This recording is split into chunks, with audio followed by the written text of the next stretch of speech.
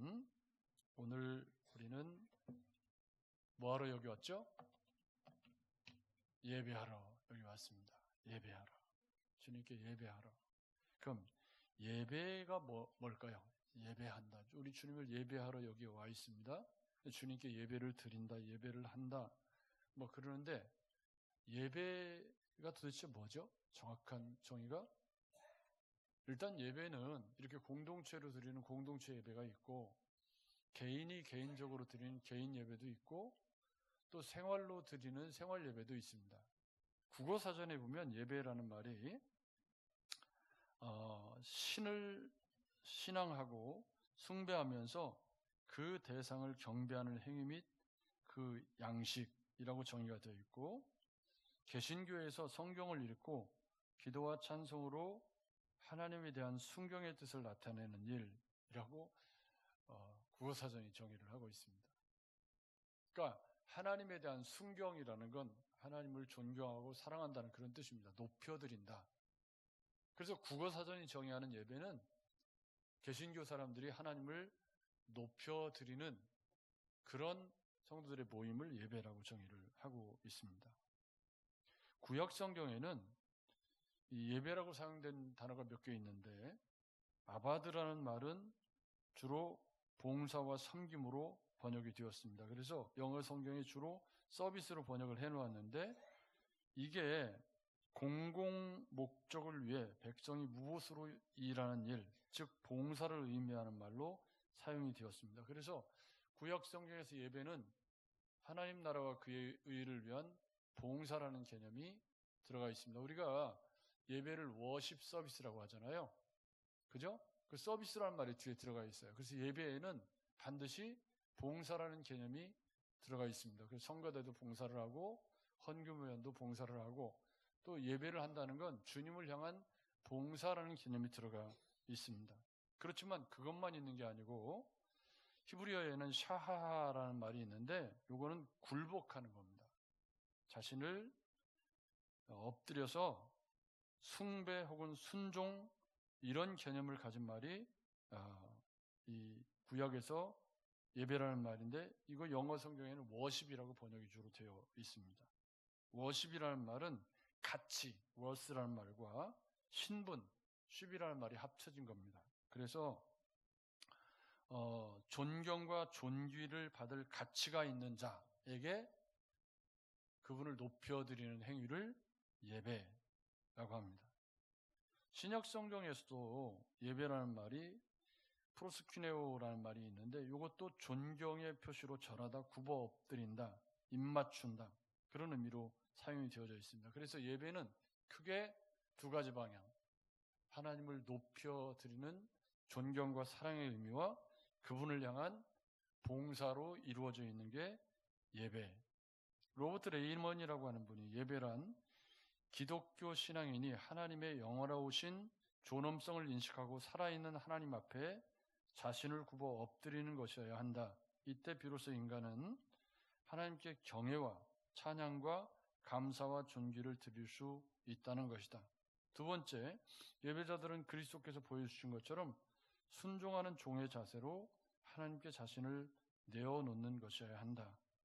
또 어떤 분은 예배란 예수 그리스도 안에서 나타난 하나님 자신의 인격적인 계시에 대한 인간들의 인격적인 신앙 안에서의 정성 어린 응답, 뭐 여러 가지 정의를 내리고 있지만, 예배는 하나님을 하나님으로 인정하고 그분을 높여드리는 측면, 그러니까 그분을 경배하고 그분을 높여드린다는 측면이 있고, 또 하나는 그분의 사랑에 정성 어린 봉사와 섬김으로 나타나는 게 예배라는 겁니다. 그래서 우리는 오늘도 예배자로 이 자리에 서 있는데, 그 예배자의 마음이 과연 주님을 향한 존경과 사랑의 마음이 담겨져 있느냐? 여러분, 어려운 사람 만나러 갈 때는 어떻게 하죠? 어려운 사람 만나러 갈 때, 대통령님이나 뭐 얼마 전에 저는 친구 때문에 우리 시장님도 만나고 그랬는데, 그때 어떻게 가나요? 뭐 아무렇게나 막 입던 옷 입고 그냥 대충 가나요? 제 동기 목사님 한 분이 그 시장님 만나는데 옷을 대충 입고 오셨더라고요. 근데 다 저처럼 이제 양복 입고 다 왔는데 혼자 조금 이상하게 입고 온 거예요. 그러니까 제 뒤에 숨어가지고 나 옷을 이렇게 입고 좀 민망하다고.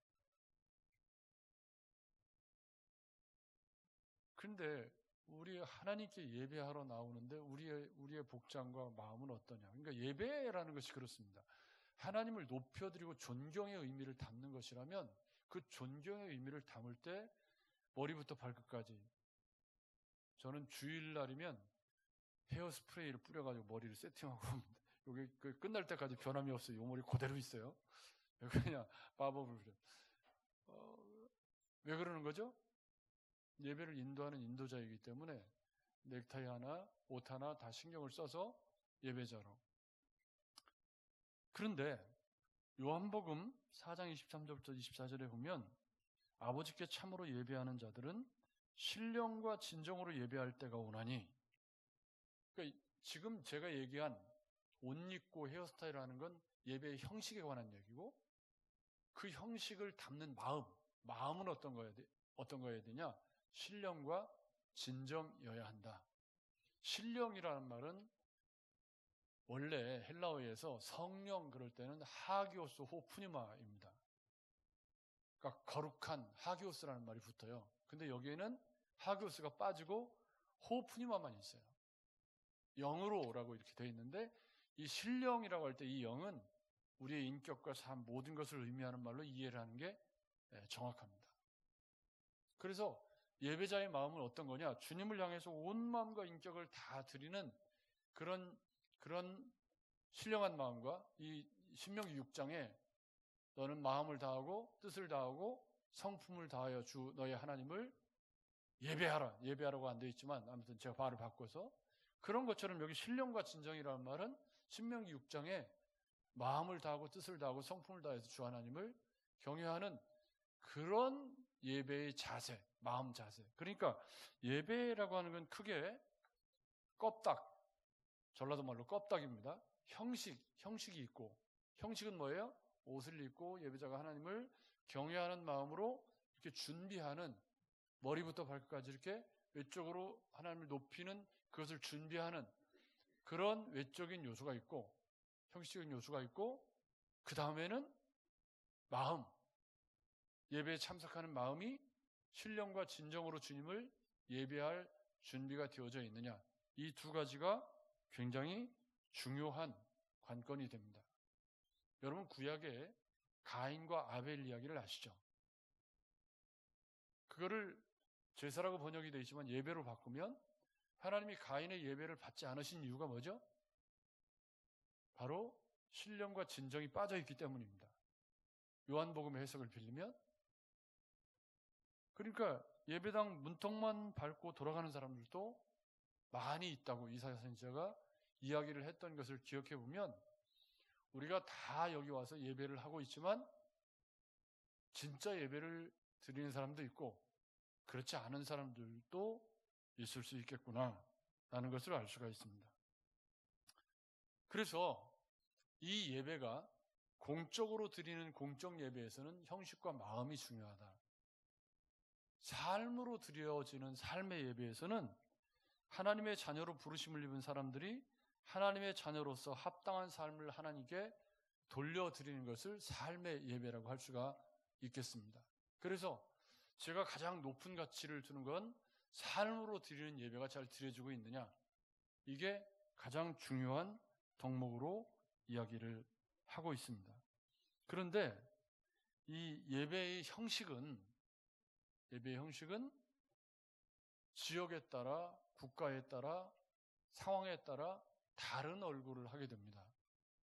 오늘 왜 예배 이야기를 갖고 왔냐면, 오늘 11장부터 14장까지가 예배에서 일어난 부작용들에 관한 이야기입니다.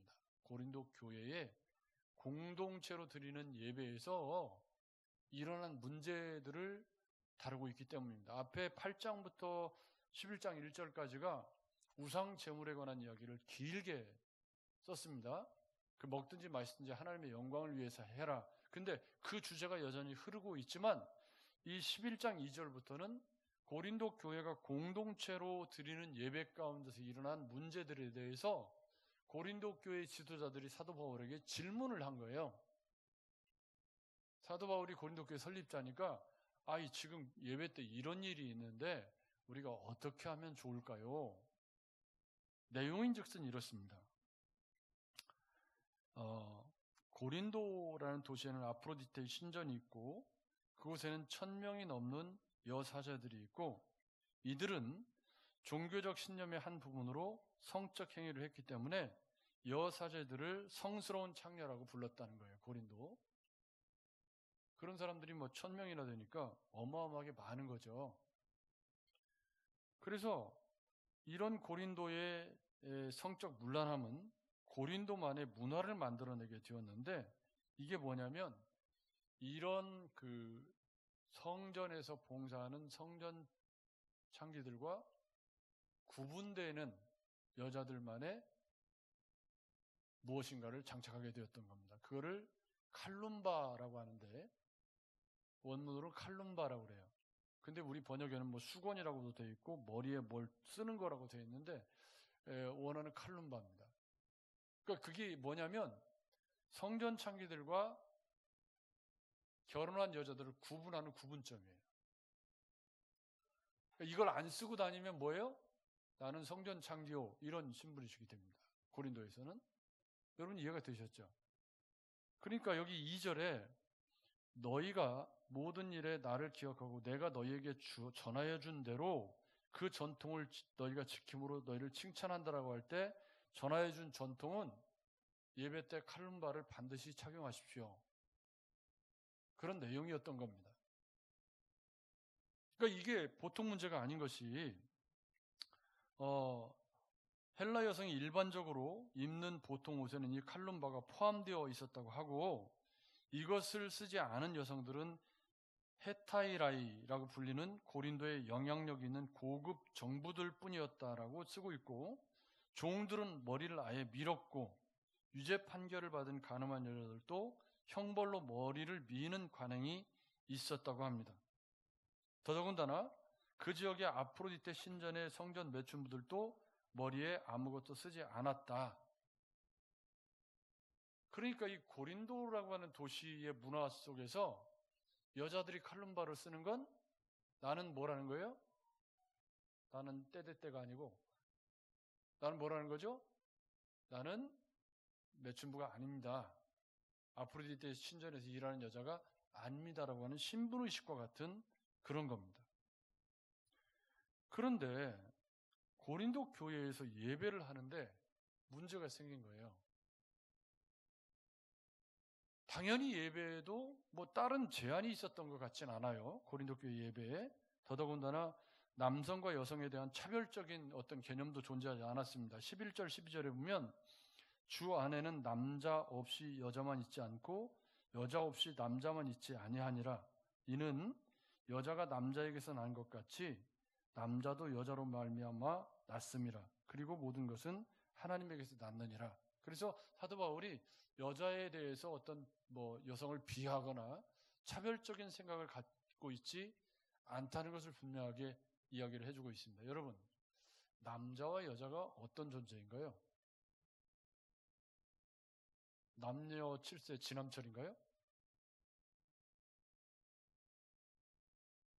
남자와 여자가 도대체 어떤 존재죠?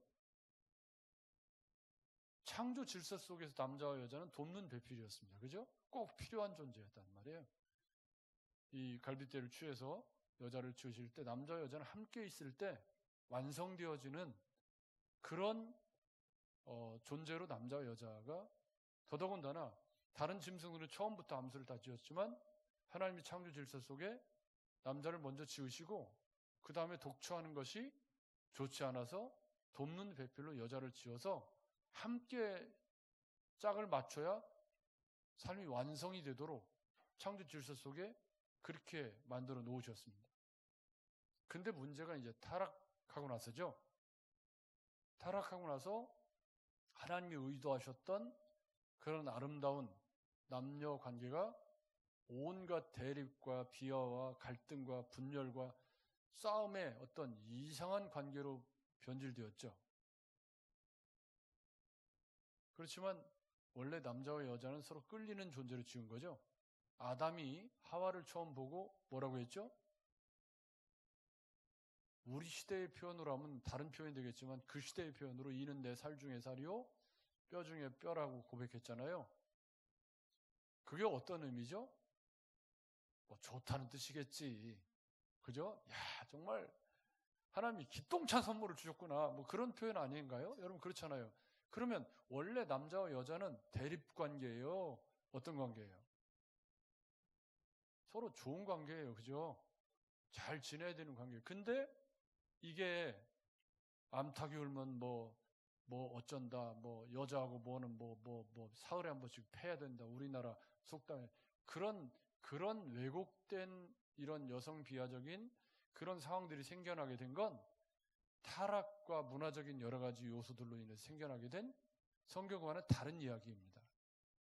근데 이제 고린도 교회에 어떤 일이 있었냐면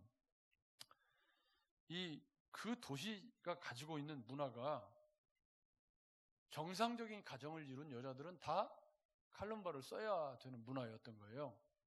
그런데 이제 고린도 교회 예배에 당연히 칼럼바를 쓰고 예배를 참여하는 것이 정상이었고, 그런데 5절에 보면 무릇 여자로서 머리에 쓴 것을 벗고 기도나 예언을 하는 자는 그 머리를 욕되게 하는 것이니 그럽니다. 그러니까 무슨 이유인지는 모르겠지만 고린도 교회의 여성도들 가운데 예배 중에 칼럼바를 벗어제끼는 일이 생긴 거예요. 아마 뒤에 나오는 은사적인 이유일 것이라는 게 99%입니다.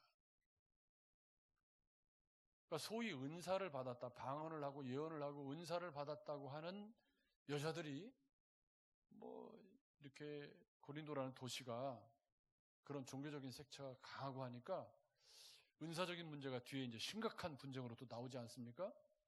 근데 이제 이렇게 은사를 받았다는 분의 특징적인 모습이 말을 잘 듣나요, 안 듣나요?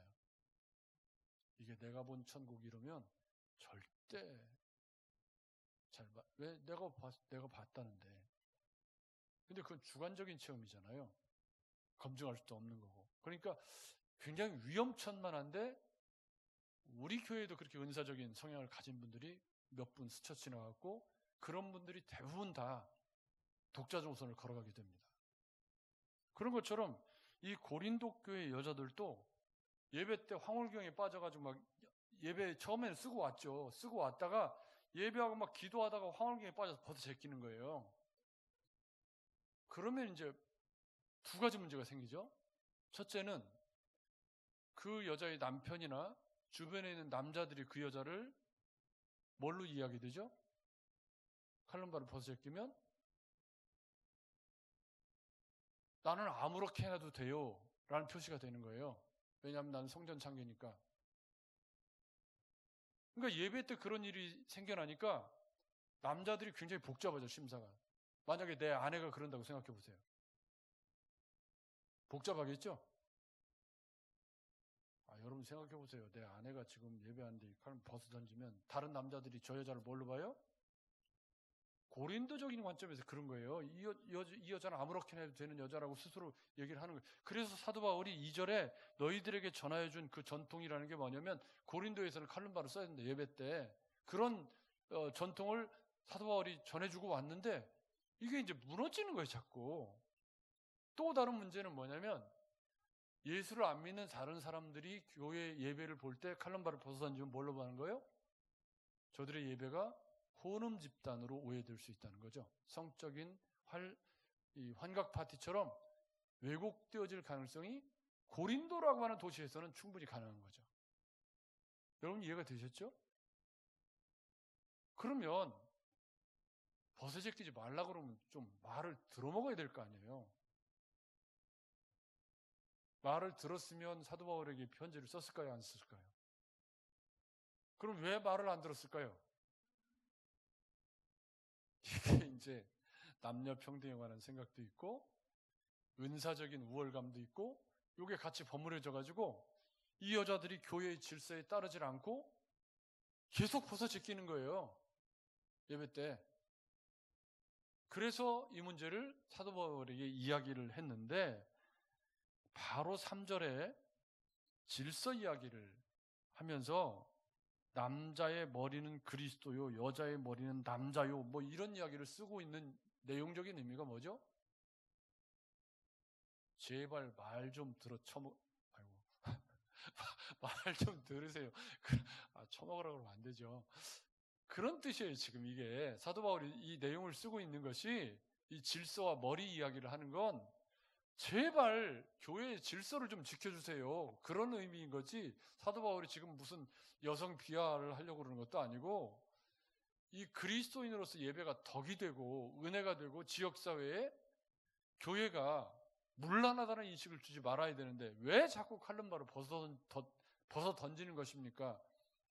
근데 여러분, 잘못된 연사와 종교적 신념은 질서를 따르지 않는 게 심각한 문제인 거예요.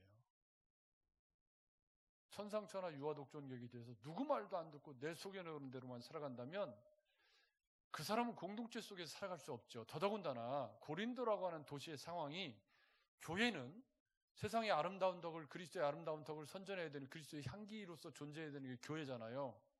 여러분 그렇죠? 근데 교회의 예배 모임이 고린도 사람들이 볼 때는 저것들 이상하다. 이거 벗은 여자들이 저기 같이 다 저렇게 있으니 저거 완전히 음란한 집단 아니냐라고 오해를 받을 수 있다면 마땅히 칼럼바를 써야죠. 은사 아니라 어떤 것을 받았다고 할지라도 마땅히 건덕을 위해서 지켜야 될 걸 지켜야 되는 게 교회잖아요. 전에 코로나 때 여러 가지 생각이 있었습니다. 어떤 교회들은 예배를 폐쇄하는 것이 기독교 탄압이다. 이렇게 말하면서 현장 예배를 고수했던 교회도 있고 우리 교회 같은 교회는 사회적 전염병이기 때문에 국가 일에 협조해야 한다. 교회가. 왜냐하면 교회에서 집단 발병이 나면 영광을 가릴 수 있다.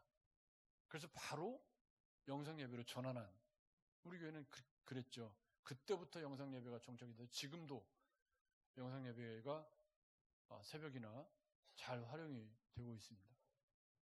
근데 그때 교회의 모습을 보고 젊은이들이 많이 떠났다는 건 정설처럼 여겨지고 있는 이야기입니다. 왜요? 세상과의 관계 속에서 교회가 뭐가 돼야 돼요? 덕이 돼야 되잖아요. 물론 우리의 공동체로 드리는 예배가 소중합니다. 굉장히 귀하고 소중하죠. 그렇지만 집단 전염병이 발병해서 교회가 사람들이 모이는 곳이니까 집단 발병의 가능성이 높으니까 대구에서도 모 집단이 그렇게 했고요. 그러니까 이제 모이는 것을 국가가 잠시 제한을 했는데 그걸 종교 탄압이라는 프레임으로 끌고 가면 조금 이상해지는 부분이 있긴 하죠.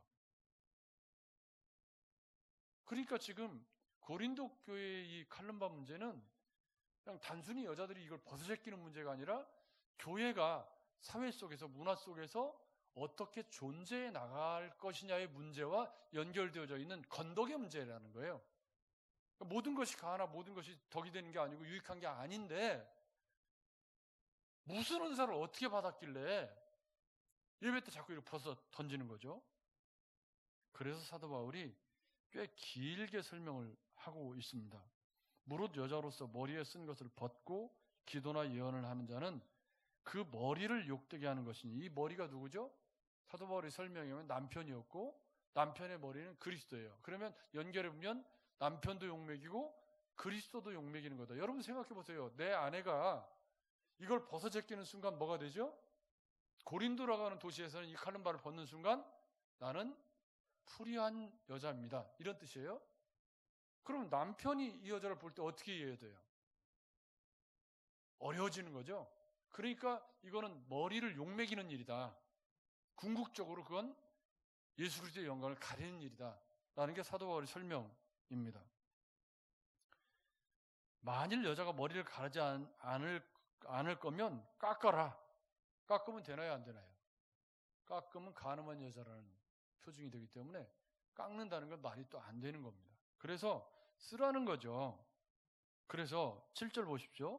남자는 하나님의 형상과 영광이니 그 머리를 마땅히 가리지 않거니와 여자는 남자의 영광이니라. 남자가 여자에게서 난 것이 아니요 여자가 남자에게서 났으며, 이런 이야기를 쓰고 있는 이유가 뭐죠?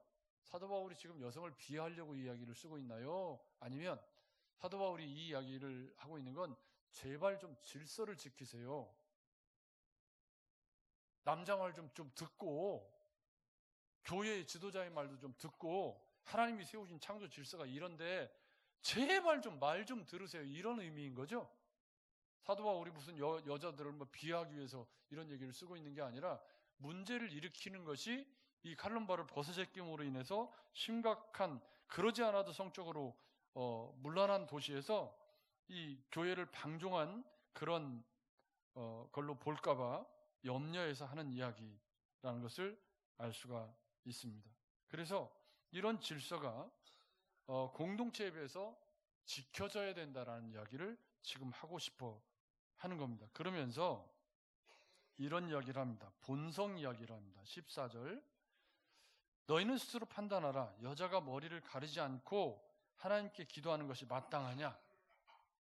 마땅합니까? 마땅하지 않습니까?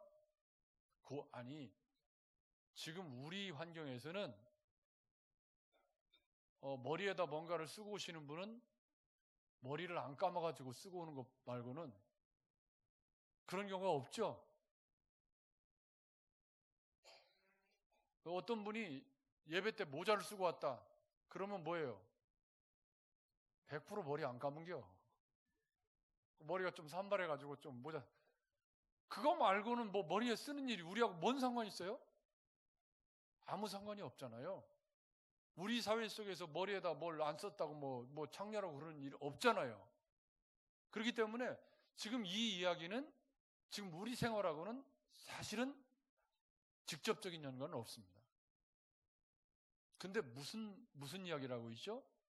공동체로 드리는 예배자로서 예배의 질서와 예배의 마음이 어떤 것이어야 하느냐. 여러분, 은사도 좋고 뭐 재능도 좋고 뭣도 좋지만 공동체 예배가 전체가 은혜가 되어야 되죠. 근데 이걸 벗어 제끼는 순간 남자들 심사가 복잡해지고 남편 심사가 복잡해지죠.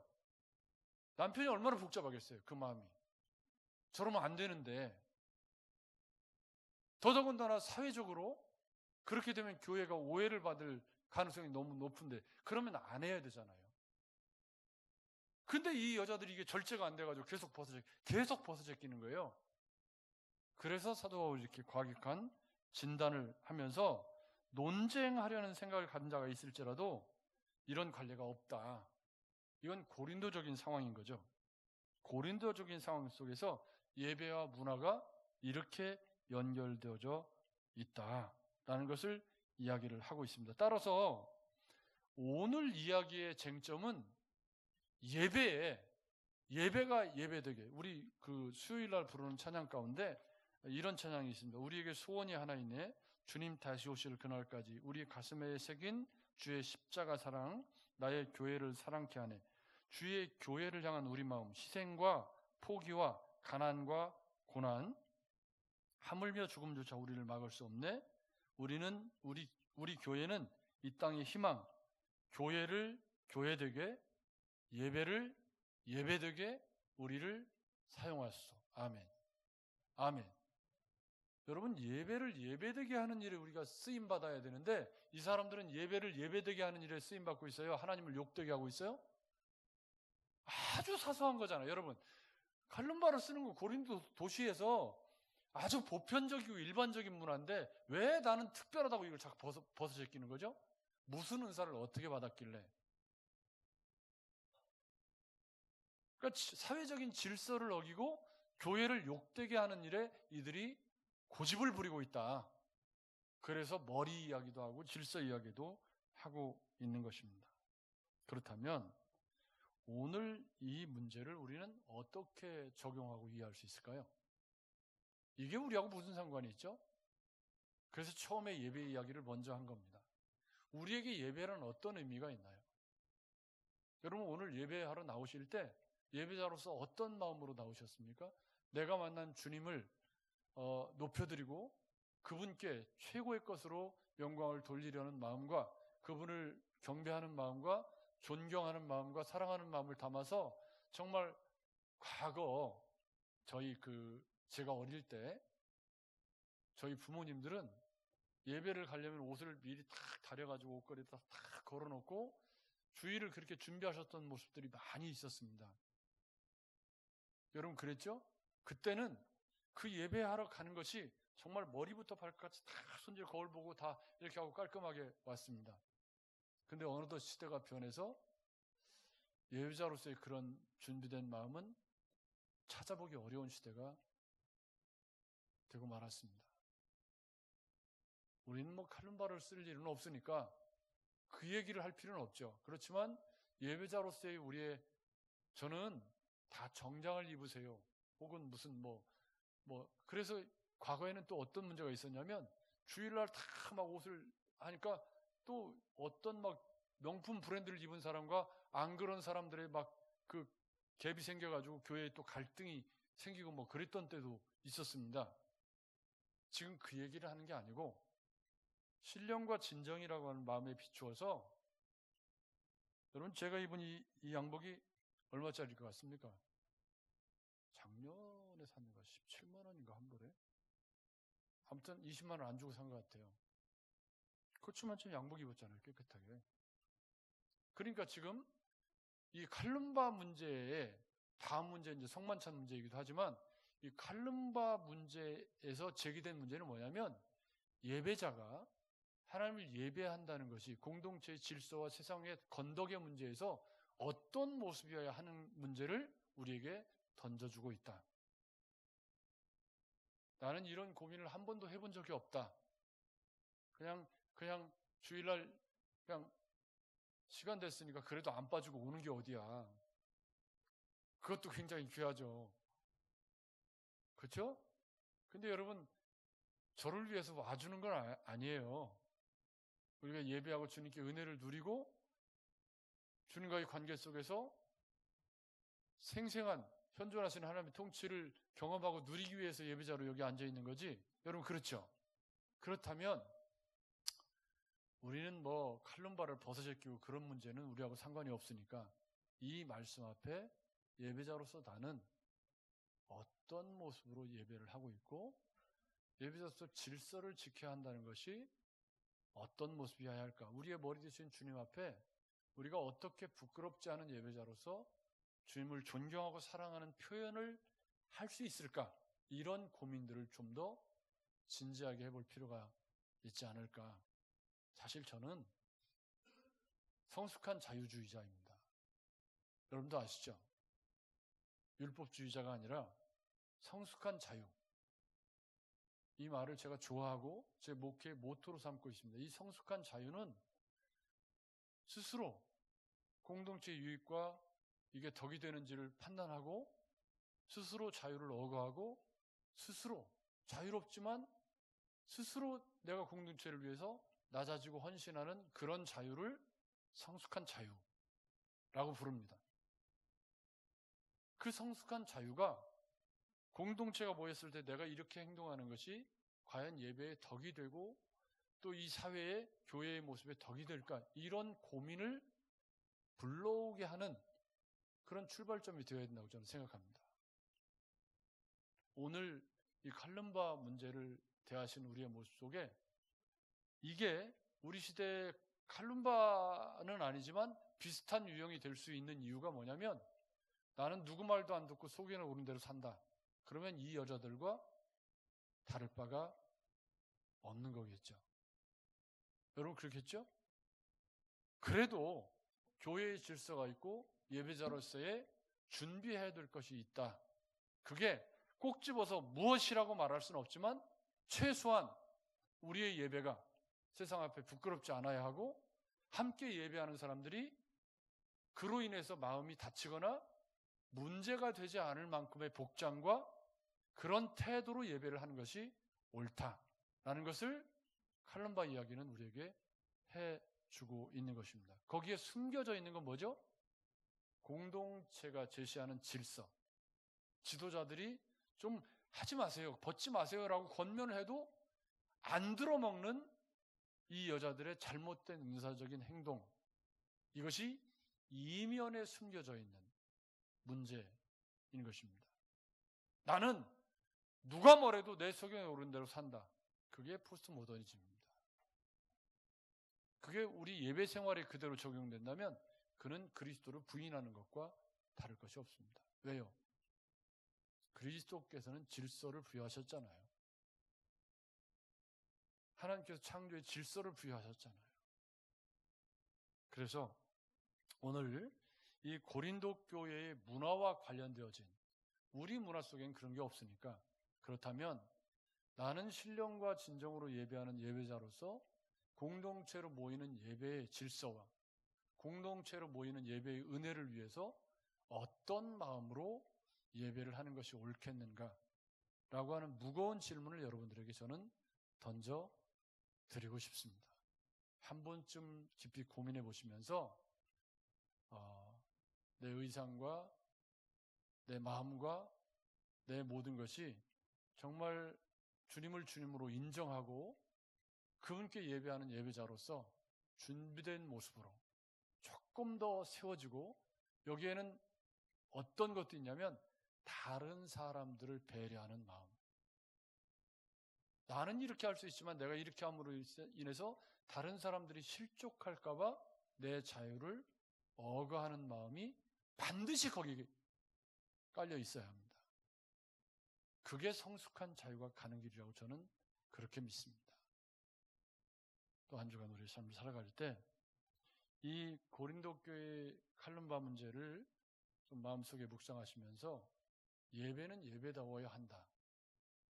아멘.